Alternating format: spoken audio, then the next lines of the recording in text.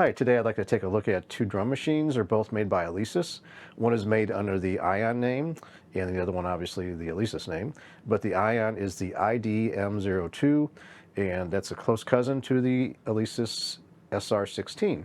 There are some differences between the two, and I'm going to point those out as we go through. We'll listen to some drum beats, see how they sound the same for the most part, and there's a little bit of difference. I bought the Ion thinking I could drive some microbrute, a synthesizer, with the MIDI output from this thing, and you can, but the MIDI selections aren't as robust as they are on the SR-16. But we'll take a look at both, and I'll show you what the differences are. So we'll do the Ion startup screen. Okay, so that was 2006. Let's do the SR-16 startup screen. Okay, so they have about the same startup time and everything, but also you notice the copyrights were a little bit different on each one. Now let's do some drum pad comparison and see what those sound like.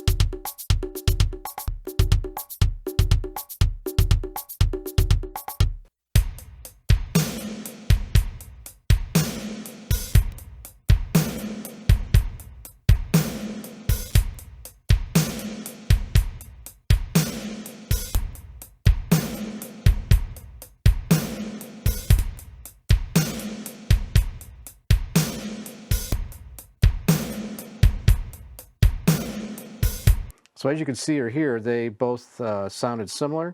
The Ion was just a tad, I didn't think as much high end as the Alesis had. It seemed like Alesis had more presence to it.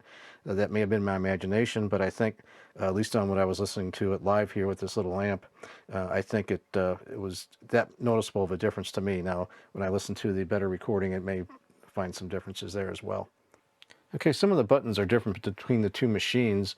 I'll start with the Ion. The pattern song, preset user, perform, compose, drum set, record setup, and MIDI setup. Those buttons are all labeled the same. And then copy, erase. So up to there, they're all the same. And then this last one here is labeled utility on the Ion, whereas the Alesis has backup on there. Now, also what you'll notice is that the display that the actual programming is a little different between the two. We'll look at the Ion for the MIDI setup. Okay, it's got pads out, and you can adjust that.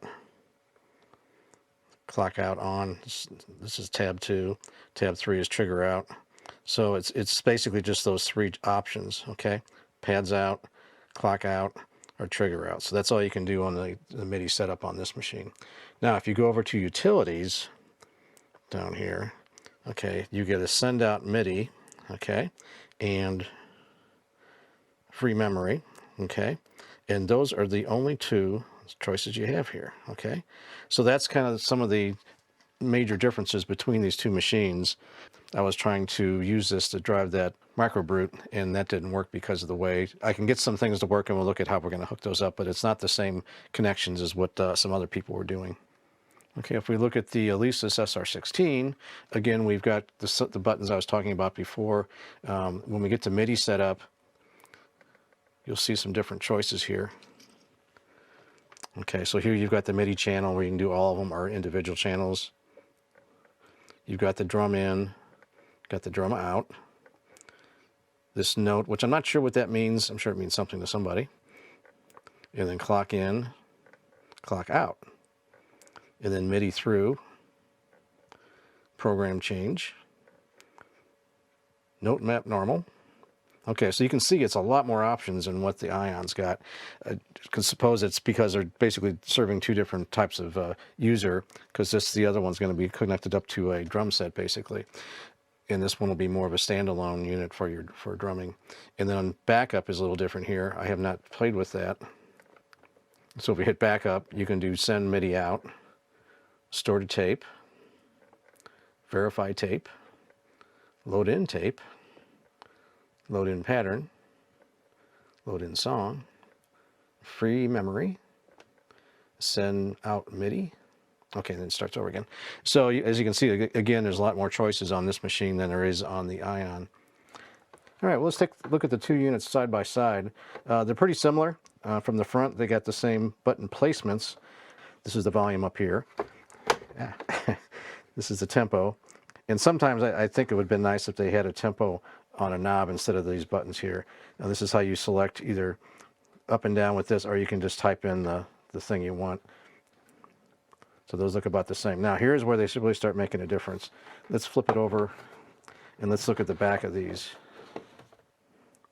So if you notice on the Alesis, we've got the headphones out left, main left, main right, and auxiliary left and right for outputs. On the Ion, you've just got the headphones main left, main right, as you can see. The in and out, there is an in and out for tape, which I'm not sure how you use that. I've never used it. This is not present on the Ion unit. The MIDI, you've got out through and an in selector, or in plugs. And then on the Ion, you've just got the MIDI out. Okay, and then you've also got the ability to use some foot switches with the Alesis. Okay, so the start, stop, and then the counts and those sorts of things.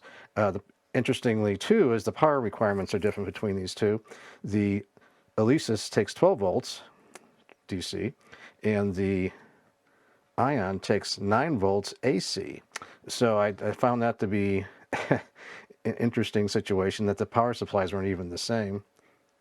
Okay, but what you do get, which I thought was going to be a bonus on here, is these 1/8" inputs for your pads, for your drum pads, if you were to use something like that. And I thought, well, that's kind of a cool idea, and it's kind of designed to be mounted on one of those frames, so you can actually see the back of these. So this is the Alesis, and that's kind of the standard. They've got all the different patches and everything listed on here, or programs, I guess is the right term.